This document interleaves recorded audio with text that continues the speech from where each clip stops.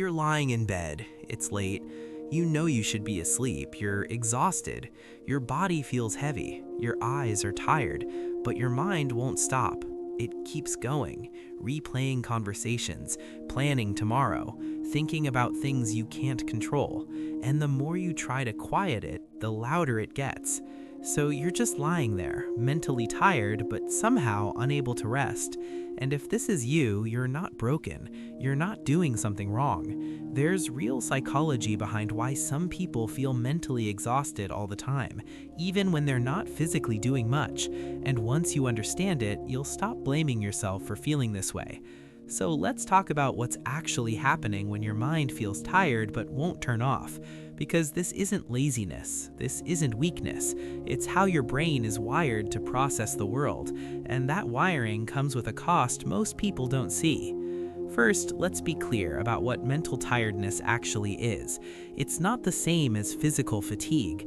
You can be mentally exhausted without moving your body at all, because mental tiredness comes from processing, from thinking, from managing emotions, from holding space for other people's needs, from decision-making, from navigating uncertainty. And if you're someone whose brain is constantly active, constantly analyzing, constantly aware, you're using energy even when you're sitting still. So when you say you're tired, people think you haven't done anything, but you have. You've been doing invisible work all day, and that work is real. It's just not recognized. Here's what makes this harder. People who feel mentally tired all the time are often highly aware people. You notice things others don't. You think about things others overlook. You carry emotional information that other people don't even register. And that awareness is exhausting, because your brain isn't just experiencing life, it's interpreting it, analyzing it, trying to make sense of it, trying to stay safe in it. And that takes energy. Constant energy. Energy that never gets to rest because your mind doesn't have an off switch. Now let's talk about why this happens. One reason is something called cognitive load. That's the amount of mental effort your brain is using at any given time. And for some people, that load is high, even during normal everyday tasks. You're not just listening to someone talk, you're reading their tone, their body language, their mood. You're thinking about what they mean, what they're not saying, how to respond. You're managing your own emotions while tracking theirs. And all of that is happening simultaneously in the background without you even realizing it. So by the end of a normal day, your brain has processed more information than most people process in a week. And that's why you feel mentally drained even when nothing big happened.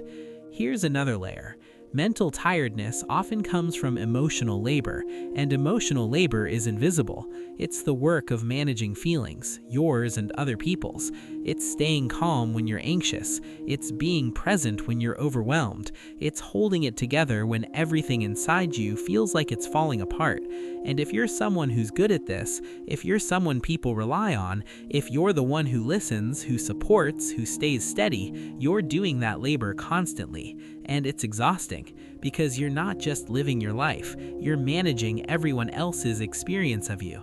And that takes energy most people don't even know they're spending. But here's what people don't understand. Mental tiredness isn't just about what you're doing, it's also about what you're not allowing yourself to feel. Because if you're someone who's been taught to keep going, to stay strong, to not burden others, you've learned to push through exhaustion instead of honoring it. You've learned to ignore your body's signals, to override your need for rest, to keep functioning even when you're running on empty. And your brain knows this. It knows you're not going to stop, so it stays in a low-level state of stress, a state of hyper-awareness, because it doesn't trust that you'll take care of yourself unless something forces you to. And that state, that constant low-grade activation, that's what's making you tired. Not the work itself, but the fact that you never fully rest from it. Here's where it gets deeper. For some people, mental tiredness is a trauma response, and I don't mean that dramatically. I mean that if you grew up in an environment where you had to stay alert, where you had to read the room, where you had to manage other people's emotions to stay safe, your nervous system learned that rest is dangerous. It learned that letting your guard down means something bad might happen.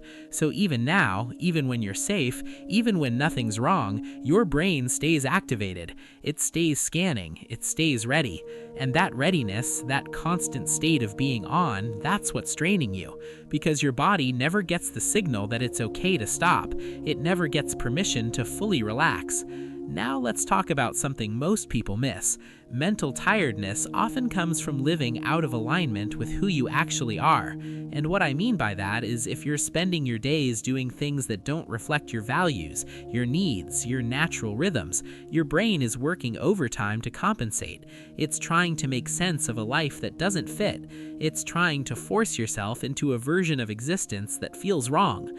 And that dissonance, that gap between who you are and how you're living, that creates a kind of exhaustion that sleep can't fix, because it's not your body that's tired, it's your soul, and you can't rest your way out of that.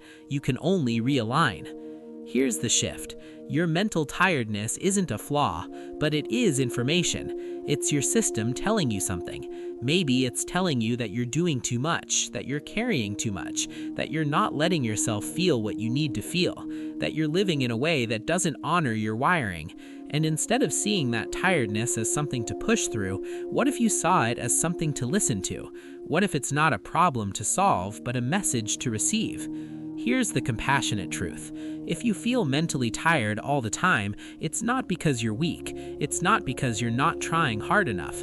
It's because you're carrying a load that most people don't see. You're processing at a level most people don't reach. You're holding space for things most people don't notice. And that work, that invisible, constant, exhausting work, it matters. But it also has a cost, and that cost is real. And you're allowed to acknowledge it. You're allowed to say, "I'm tired," not as a complaint, but as a truth. So if you're someone who feels mentally tired all the time, here's what I want you to remember. Your tiredness isn't a failure. It's a reflection of how deeply you engage with life, how much you care, how much you feel, how much you're holding. And that depth, that sensitivity, that awareness, it's not a burden. It's a form of intelligence. It's a way of being in the world that most people will never understand.